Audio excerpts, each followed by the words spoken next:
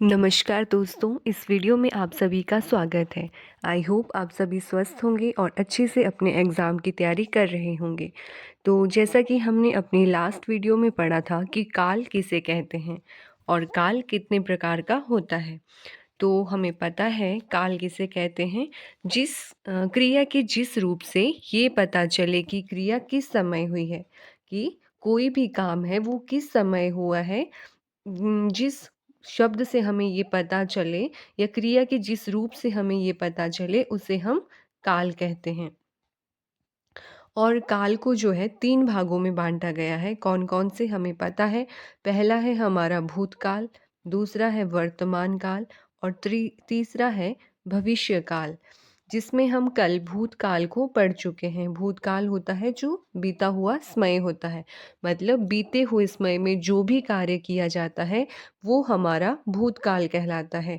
और भूतकाल भी क्या है, ये आगे इसको 6 भागों में बाँटा गया है। कौन-कौन सा? सामान्य भूतकाल, आसन्न भूतकाल, पूर्ण भूतकाल, अपूर्ण भूतकाल, संदिग्ध भूतकाल और हेतुमत भूतकाल। तो कल इनको हमने क्या है विस्तार से पढ़ा था। जैसा कि पहला है हमारा सामान्य भूतकाल। सामान्य भूतकाल में क्या होता है, मतलब जो कार्य होता है वो तो बीते हुए समय में हो चुका होता है, लेकिन हमें यह पता नहीं होता कि कार्य को हुए कितना समय हो गया है। हम अनुमान नहीं लगा सकते। जैसे हमने इसका उदाहरण किया था, शिक्षक ने हिंदी पढ़ाई। मतलब शिक्षक जो है वो हिंदी पढ़ा चुका है, लेकिन उसने कब पढ़ाई इस बात का जो है हमें कोई पता नहीं है। हमें समय का पता नहीं है कि उसने कब पढ़ाई। दूसरा हमने पढ़ा था आसन्न भूतकाल, जिसको पूर्ण वर्तमान काल भी कहा जाता है। इसमें क्या होता है, मतलब क्रिया का वो रूप जिससे पता चले कि कार्य क्या है, अभी अभी पूर्ण हुआ है। जैसे शिक्षक ने हिंदी पढ़ाई है, मतलब जस्ट अभी शिक्षक जो है हिंदी पढ़ाकर हटा। फिर आगे हमने पढ़ा पूर्ण भूतकाल। इसमें क्या होता है, क्रिया का वह रूप जिससे पता चले चले कि कार्य को समाप्त हुए बहुत समय हो गया है, वो होता है हमारा पूर्ण भूतकाल। जैसे शिक्षक ने हिंदी पढ़ाई थी, मतलब वो पढ़ा चुका है हिंदी। आगे है हमारा अपूर्ण भूतकाल। इसमें क्या होता है, क्रिया के जिस रूप से पता चले कि कार्य बीते समय में हो रहा था किंतु समाप्ति का कोई बोध ना हो। मतलब कार्य हो रहा था लेकिन वो कंप्लीट हो चुका है या नहीं इसका हमें पता नहीं है, तो वो कहलाता है अपूर्ण भूतकाल। जैसे शिक्षक हिंदी पढ़ा रहे थे, मतलब वो पढ़ा तो रहे थे। जब हमारे नॉलेज में बात आई तो शिक्षक हिंदी पढ़ा रहे थे, लेकिन पढ़ा चुके हैं इसका हमें कोई ज्ञान नहीं है। इससे आगे है हमारे पास संदिग्ध भूतकाल। संदिग्ध भूतकाल में क्या होता है, क्रिया का वह रूप जिससे पता चले कि कार्य बीते समय में होना था किंतु कार्य हुआ या नहीं इसका कोई अनुमान नहीं होता। जैसे शिक्षक ने हिंदी पढ़ाई होगी। अब हमें पता है कि शिक्षक ने हिंदी पढ़ानी थी, लेकिन उसने पढ़ाई या नहीं पढ़ाई ये हमें पता नहीं है। तो ये है संदिग्ध भूतकाल का वाक्य। आगे है हमारे पास हेतु मद भूतकाल, मतलब क्रिया का वह रूप जिससे पता चले कि कार्य बीते समय में हुआ तथा किसी एक क्रिया का होना ना होना किसी दूसरी क्रिया पर निर्भर करता है। जैसे यदि आज बारिश नहीं हुई होती तो हम घूमने जाते। मतलब एक क्रिया क्या है दूसरी क्रिया पर निर्भर कर रही है। तो ये तो हो गया भूतकाल। इसके आगे दूसरा है हमारे पास वर्तमान काल। तो आज हम पढ़ेंगे वर्तमान काल के बारे में। तो सबसे पहले परिभाषा जान लेते हैं। वर्तमान काल में क्या होता है, क्रिया के जिस रूप से ये पता चले कि कार्य अभी अभी का वर्तमान समय में हो रहा है, वहाँ होता है हमारा वर्तमान काल। जैसे मैं अभी वीडियो बना रही हूँ, तो ये क्या है, वर्तमान है, क्योंकि मैं अभी कार्य कर रही हूँ। अभी मेरे आसपास जो भी चीज़ें घटित हो रही हैं वो सब क्या है, वो वर्तमान काल है। और जिस समय आप इस वीडियो को देखेंगे तो वो आपका वर्तमान समय होगा, या उस समय आपके आसपास जो भी चीज़ें हो रही हैं वो क्या है, वो सभी वर्तमान काल में आएंगी।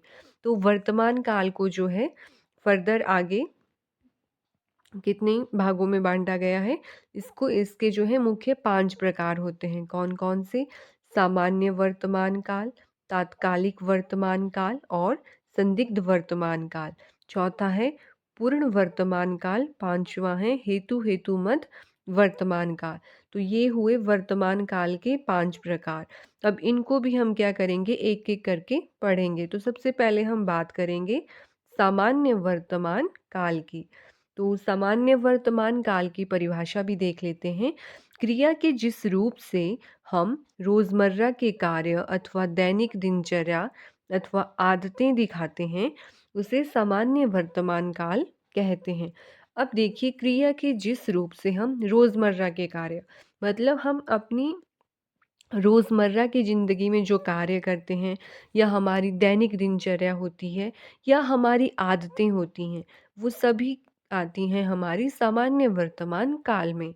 जैसे हमारे पास वाक्य है, क्षितिज हर रोज़ स्कूल जाता है। तो ये क्या है? क्षितिज का रोज़मर्रा का काम है कि वो क्या करता है? स्कूल जाता है। फिर है पिताजी बाज़ार जाते हैं। तो अब पिताजी बाज़ार जाते हैं, ये भी उनकी क्या है? दैनिक दिनचर्या है। उसी तरह अखिल सुबह में खाना नहीं खाता, तो ये अखिल की आदत है कि वो सुबह क्या करता है? खाना नहीं खाता है। और इसकी पहचान भी है, आप पहचान से भी याद रख सकते हैं। क्या पहचान है? जिन वाक्यों के अंत में ता है, ती है, ते हैं, ये आएगा, वो होते हैं हमारे सामान्य वर्तमान काल के वाक्य।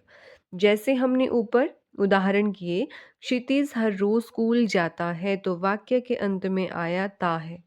पिताजी बाजार जाते हैं, यहाँ पे अंत में आया ते हैं। तो यही क्या है? हमने इसकी पहचान में पढ़ा कि जिन वाक्यों के अंत में ता है, ती है, ते हैं आए, वो होते हैं हमारे सामान्य वर्तमान काल के वाक्य।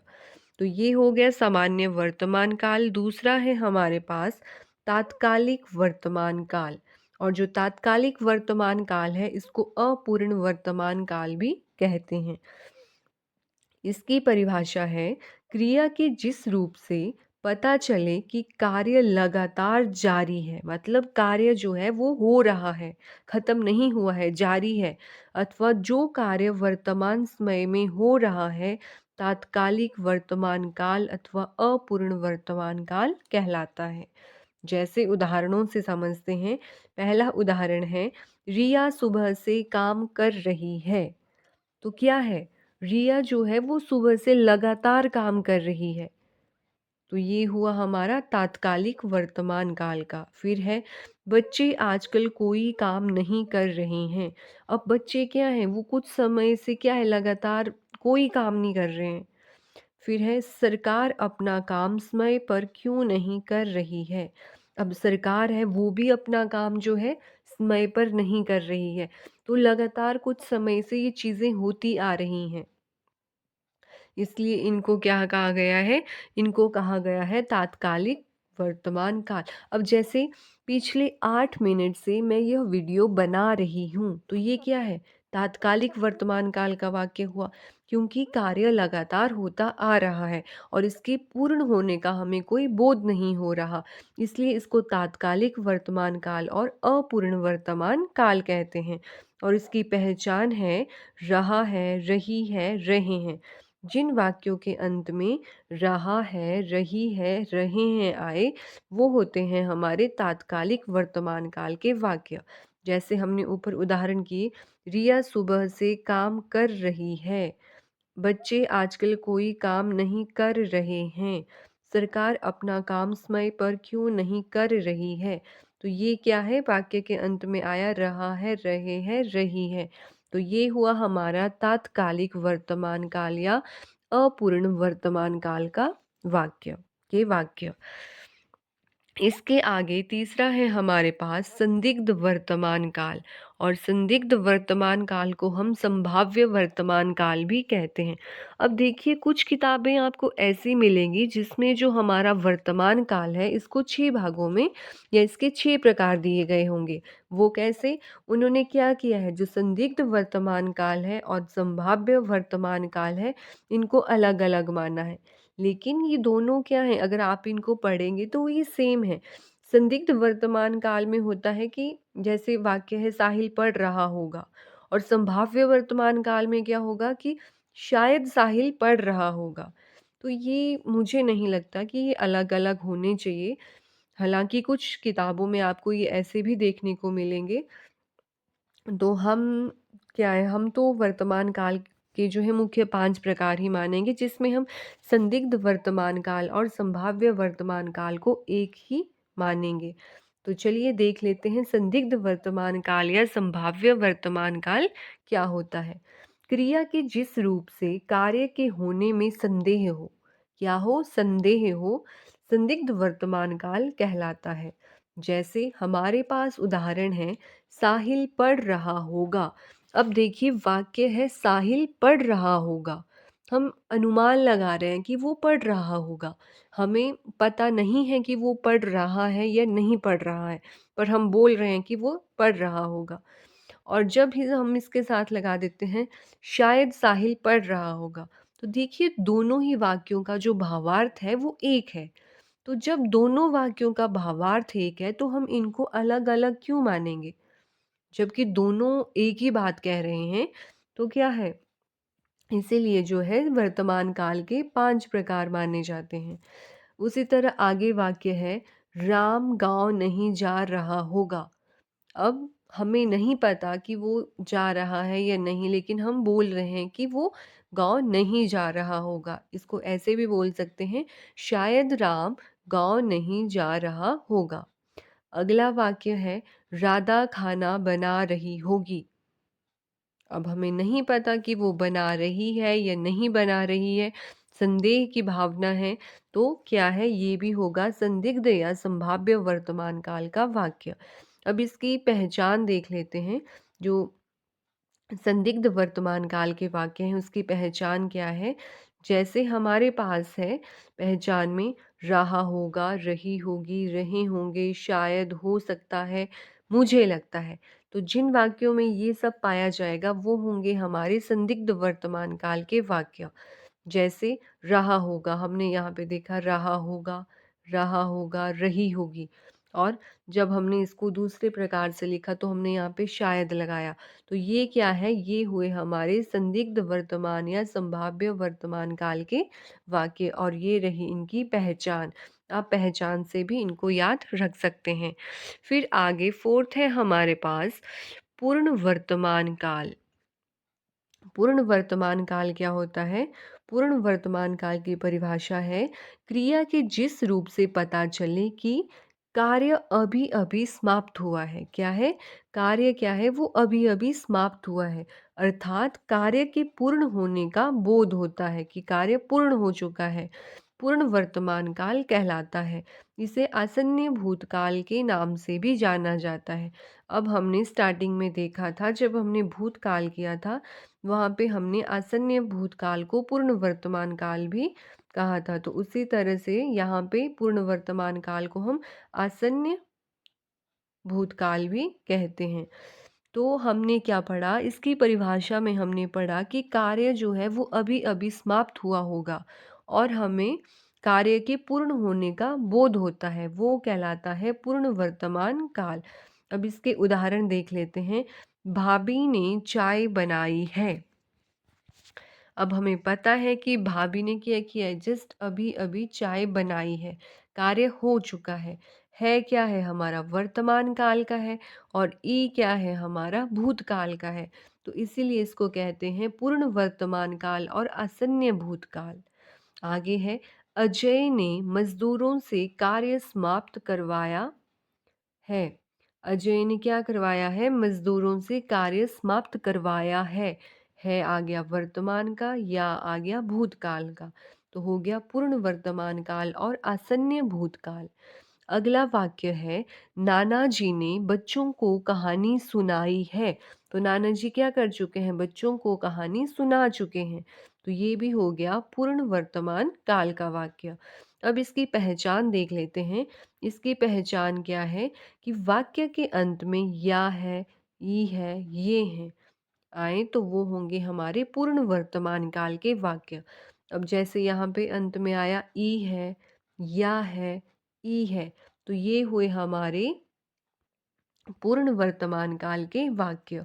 आगे फिफ्थ है हमारे पास हेतु हेतु मद वर्तमान काल। अब हेतु हेतु मद वर्तमान काल में क्या होता है, किसी एक क्रिया का होना ना होना किसी दूसरी क्रिया के होने ना होने पर निर्भर करता है, और यह क्रिया वर्तमान काल में हो तो क्या है, उसको हम कहते हैं हेतु हेतु मद वर्तमान काल। मतलब क्या है कि एक क्रिया है, उसका होना ना होना दूसरी क्रिया पर निर्भर करता है, तो वो कहलाता है। और क्रिया कैसी होनी चाहिए, वर्तमान काल की होनी चाहिए, तो वो कहलाता है हेतु हेतु मद वर्तमान काल। उदाहरण के साथ इसको समझते हैं। जैसे हमारे पास उदाहरण में वाक्य है, यदि कोरोना के केस कम होते हैं तो स्कूल कॉलेज खुलते हैं। तो देखिए, जब कोरोना फैला था तो क्या हुआ था, सभी इसी तरह की बातें करते थे कि अगर कोरोना के केस कम हो जाएंगे तो क्या है, स्कूल कॉलेज खुल जाएंगे और जगह भी क्या है, लोगों की आना जाना चल पड़ेगा। तो एक क्रिया जो है दूसरी क्रिया पर निर्भर कर रही है। क्या, कोरोना के केस कम होंगे तभी जो है स्कूल कॉलेज खुलेंगे। तो एक क्रिया दूसरी क्रिया के ऊपर निर्भर है। फिर दूसरा वाक्य है, यदि माताजी मंदिर चली जाती हैं तो मैं खाना नहीं ला पाता। अब माताजी मंदिर चली जाती तो क्या है, खाना नहीं ला पाते। तो खाना लाना ना लाना निर्भर कर रहा है माताजी के मंदिर जाने और ना जाने पर। तो क्या है, एक क्रिया निर्भर करती है दूसरी क्रिया पर। अब जो हेतु हेतु मद वर्तमान काल है उसकी पहचान है, इसमें दो क्रियाएं होती हैं, हमें पता है एक क्रिया का होना ना होना दूसरी क्रिया पर निर्भर करता है। तो जाहिर सी बात है दो क्रियाएं होंगी, और कैसी क्रियाएं होंगी, वो होंगी वर्तमान काल की। तो हमने आज पढ़ा वर्तमान काल के बारे में, एक बार इसको देख लेते हैं। वर्तमान काल क्या होता है, मतलब क्रिया का वह रूप जिससे हमें पता चले कि कार्य क्या है, वो अभी अभी हो रहा है, तो वो हमारा कहलाता है वर्तमान काल। और इसके होते हैं 5 प्रकार, कुछ किताबों में आपको देखने को मिलेंगे 6 प्रकार। कैसे, वहाँ पे संदिग्ध वर्तमान काल और संभाव्य वर्तमान काल को अलग अलग रखा जाता है। तो जो 5 प्रकार हैं वो है सामान्य वर्तमान काल, तात्कालिक वर्तमान काल, संदिग्ध या संभाव्य वर्तमान काल, पूर्ण वर्तमान काल और हेतु हेतु मद वर्तमान काल। तो सबसे पहला हमने पढ़ा सामान्य वर्तमान काल। इसमें क्या होता है, मतलब क्रिया के जिस रूप से हमें रोजमर्रा के कार्य, दैनिक दिनचर्या और आदतों का पता चले, वो होता है सामान्य वर्तमान काल। जैसे क्षितिज हर रोज स्कूल जाता है, उसकी रोजमर्रा का काम है। पिताजी बाजार जाते हैं, उनकी दैनिक दिनचर्या है। और इसकी पहचान है, वाक्य के अंत में ता है, ती है, ते हैं आता है। दूसरा है हमारा तात्कालिक वर्तमान काल या अपूर्ण वर्तमान काल। इसमें क्या होता है कि क्रिया के जिस रूप से हमें पता चले कार्य लगातार जारी है, अथवा जो कार्य वर्तमान समय में हो रहा है उसी को कहते हैं तात्कालिक वर्तमान काल। जैसे जिया सुबह से काम कर रही है, तो वो क्या है, लगातार काम कर रही है। बच्चे आजकल कोई काम नहीं कर रहे हैं, तो ये भी लगातार हो रहा है। इसकी पहचान है रहा है, रही है, रहे हैं। इसके आगे है हमारे पास संदिग्ध वर्तमान काल, या जिसको हम संभाव्य वर्तमान काल भी कहते हैं। इसमें क्या होता है, क्रिया के जिस रूप से कार्य के होने में संदेह हो।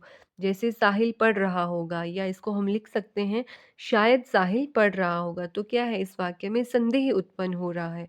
तो ये है हमारा संदिग्ध या संभाव्य वर्तमान काल का वाक्य। और इसकी पहचान है, वाक्य के अंत में रहा होगा, रही होगी, रहे होंगे, ये आएँगे। या वाक्य में क्या है, शायद, हो सकता है, मुझे लगता है, इन शब्दों का प्रयोग होगा, वो होंगे संदिग्ध वर्तमान काल या संभाव्य वर्तमान काल के वाक्य। इसके आगे फोर्थ है हमारे पास पूर्ण वर्तमान काल। पूर्ण वर्तमान काल में क्या होता है, हमें पता चलता है क्रिया से कि कार्य जो है वो अभी अभी समाप्त हुआ है, अर्थात कार्य के पूर्ण होने का बोध होता है। जैसे भाभी ने चाय बनाई है, भाभी जो है चाय बना चुकी है। अजय ने मजदूरों से कार्य समाप्त करवाया है, कार्य समाप्त तो हो चुका है। नाना जी ने बच्चों को कहानी सुनाई है, तो नाना भी क्या कर चुके हैं, कहानी सुना चुके हैं। तो क्या है, अभी अभी कार्य समाप्त हुआ है, पूर्ण हो चुका है कार्य, तो इसीलिए इसको हम कहते हैं पूर्ण वर्तमान काल। और इसकी पहचान क्या है, इसकी पहचान है या है, ई है, ये है। आगे है हेतु हेतु मद वर्तमान काल। इसमें क्या होता है, एक क्रिया का होना ना होना निर्भर करता है दूसरी क्रिया पर। लेकिन जो क्रिया है वो भी कैसी होगी? वो होगी हमारी वर्तमान काल की। जैसे हमारे पास वाक्य है, यदि कोरोना के केस कम होते हैं तो स्कूल कॉलेज खुलते हैं। तो एक क्रिया दूसरी क्रिया पर निर्भर कर रही है। इसकी पहचान क्या है? 2 क्रियाएँ होंगी, क्योंकि एक क्रिया दूसरी क्रिया पर निर्भर करती है और दोनों क्रियाएँ होंगी वर्तमान काल की। तो ये हुआ काल के बारे में, जिसमें हम भूतकाल और वर्तमान काल को पढ़ चुके हैं। कल हम पढ़ेंगे भविष्य काल को। तो आई होप आपको समझ आ गया होगा। अगर आपको वीडियो पसंद आए तो इसे लाइक, शेयर और चैनल को सब्सक्राइब ज़रूर कीजिएगा। इसी के साथ धन्यवाद।